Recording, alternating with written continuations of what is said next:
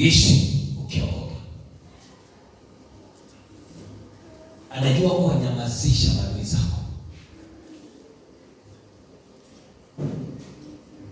Vita vya Bwana kwa ajili ya wanyama.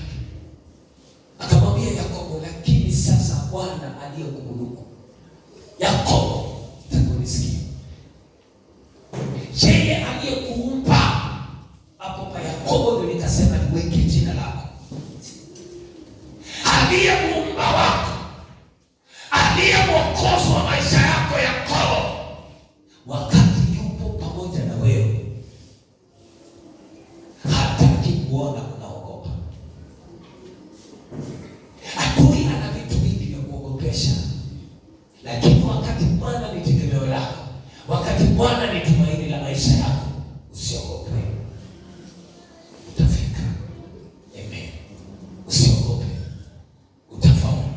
Na si kwa uwezo wako, bali kwa uwezo wa Bwana. Utafika. Si kwa ujuzi wako, si kwa juhudi zako, lakini kwa sababu ya Bwana. Nasema utafika.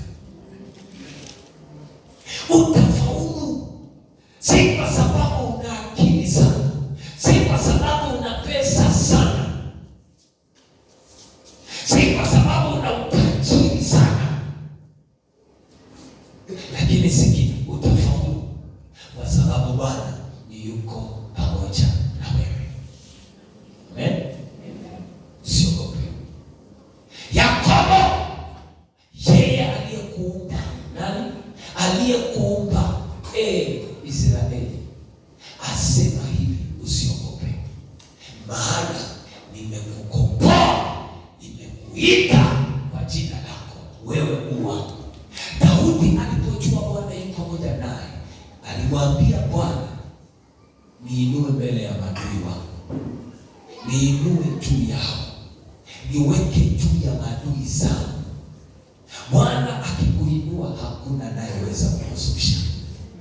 Haleluya. Napenda mtumishi wa Mungu Daudi. Niinue, ilikuwa ni ombi lake.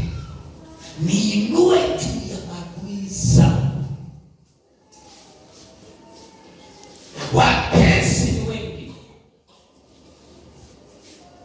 Watakosa kulala, wapange, waongee kwa sababu wana mieo, kwa sababu wana nguvu, kwa sababu wana mamlaka.